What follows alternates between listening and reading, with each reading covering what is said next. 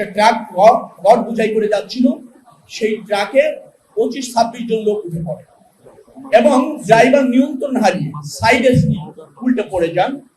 এই দুর্ঘটনাটা একান্তই আমরা প্রাথমিক পর্যায়ে মনে হয়েছে যে ড্রাইভারের ভুলের কারণে।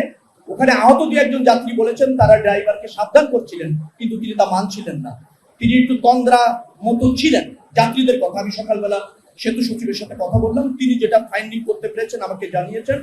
তো এটা একটা অনাকাঙ্ক্ষিত দুর্ঘটনা। 15 জনের মতো ইতিমধ্যে আমি জেনেছি তাদের শরীর সমাধি হয়েছে। তো একটা আপনাকে বলবো রডবাহী বোঝাই ট্রাকে যদি এভাবে যাত্রীরা উঠে যান 25-26 জন এবং অনাকাঙ্ক্ষিতভাবে এই ধরনের দুর্ঘটনা ঘটেছে। এটা রাস্তা ম্যানেজমেন্টের সাথে খুব একটা যুক্ত ছিল না।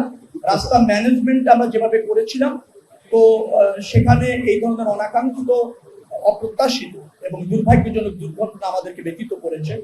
তাৎক্ষণিকভাবে উদ্ধার কাজ সম্পন্ন হয়েছে, আহতদের চিকিৎসার ব্যবস্থা করা হয়েছে, নিহতদের আপনার প্রক্রিয়া সম্পন্ন করে স্বজনের কাছে হস্তান্তর করার চেষ্টা হচ্ছে। না, মনিটরিং আছে, হাইওয়ে পুলিশ দেখে। তো আপনি ধরেন ভোর রাত্রের দিকে একটা বুঝাই ট্রাকে যদি এইভাবে যাত্রীদের সতর্কতা থাকার তো প্রয়োজন আছে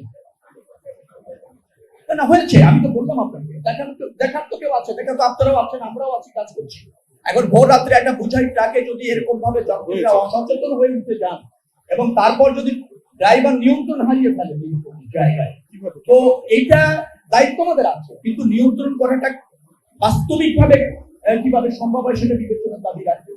যাত্রীদেরকে আমি সবসময় বলেছি, আমরা এখনো বলছি যে বুঝাই ট্রাক, ওপেন ট্রাক যেটা যাত্রী বাহিনীর জন্য নির্ধারিত না, সেই জায়গায় সেই সমস্ত যানবাহনের যাত্রীদের উঠাটার থেকে বিরত থাকা উচিত।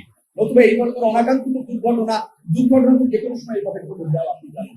এখন 25 জন যাত্রী একটা রড বুঝাই ট্রাক উঠে গেল। তারপর যাত্রীদের একজন বলছে তারা ড্রাইভারকে সতর্ক করছিল, তখনও সম্ভব ছিল ড্রাইভারকে থামিয়ে তাদের নেমে যেতে পারলে হয়তো এড়ানো যেত। তো ভোর রাত্রের দিকে এরকম একটা দুর্ঘটনা ঘটেছে। আপনি তো জানেন 2 দিনে 1.5 কোটির উপর লোক যাবে এবং তারা যে কোনো মূল্যে যেতে চান। ইভেন তারা বাস স্টপেজে এসে, কাউন্টারে এসে একটা টিকিট কেটে তারপরে বাসে যাবেন, এই ধৈর্য আমাদের যাত্রীদের অনেক সময় থাকে না।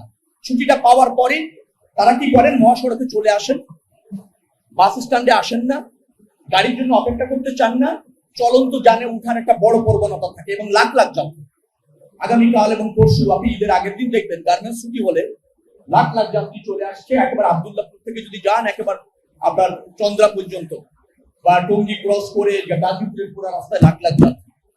আমরা এই প্রক্রিয়ায় যাওয়াটা নিরুৎসাহিত করি, কারণ এত 1.5 কোটি লোককে বহন করার জন্য ফিটনেস যুক্ত যান তো নেই। এটা তো বাস্তবতা, ব্যক্তি সেক্টরও নেই, সরকারি সেক্টরও নেই। কিন্তু যখন এই উদ্যোগ নিয়ে যাত্রীরা যান, আমরা তাদেরকে নিরুৎসাহিত করছি, ধৈর্য ধরতে বলছি, ফিটনেস যুক্ত যানবাহনের জন্য অপেক্ষা করতে বলছি, বাস স্ট্যান্ডে এসে টিকিট কেটে নিয়মিত গাড়িতে চলাচলের জন্য উৎসাহিত করছি। কিন্তু সেটা তাদেরকে নিবৃত্ত করা যাচ্ছে না। তারা যে কোনো যানে উঠে যাচ্ছেন, ছোট পিকআপ, বুঝাই ট্রাক, অথবা ধরেন ওই অঞ্চলের লোকাল কোনো যানে ভেঙে ভেঙে তারা যাচ্ছেন, 5 কিলোমিটার যাচ্ছেন, ওখান থেকে ছোট একটা যান চেঞ্জ করে আবার যাচ্ছেন, এভাবে তারা যাচ্ছেন। তো এটা সচেতনতা প্রয়োজন। আর ধরেন রাস্তায় যতটুকু আমাদের শৃঙ্খলা রাখা যায়, নিরাপত্তা দেওয়া যায়, সেই চেষ্টা আমাদের সীমিত সামর্থ্যের মধ্যে আমরা চেষ্টা করছি। হাইওয়ে পুলিশ অ্যাক্টিভ আছে, যথেষ্ট অ্যাক্টিভ আছে। আমি কালকে চন্দ্রা থেকে মিটিং করেছি, আপনারা দেখেছেন। কারণ শুধু ঢাকায় না, আমি চন্দ্রাতে গিয়ে ওখানে হাইওয়ে পুলিশ, স্থানীয় পুলিশ, ডিসি, ইউনো, তারপর পুলিশ কমিশনার, আপনার ওখানকার অন্যরা যা পরিবহন শ্রমিক নেতারা, পরিবহন মালিক নেতারা, তাদের সমন্বয়ে মিটিং করে ওই অঞ্চলটা যাতে স্মুথলি যান চলাচল করা যায় তার জন্য প্রয়োজনীয় পদক্ষেপ নিয়েছে। হাইওয়ে পুলিশ অ্যাক্টিভ আছে, কিন্তু এটা সত্য আমরা 45 কিলোমিটার জায়গা হাইওয়ের জন্য মাত্র 3 জন পুলিশ পাই। আমাদের পুলিশের স্বল্পতা আছে, মুভমেন্টের স্বল্পতা আছে।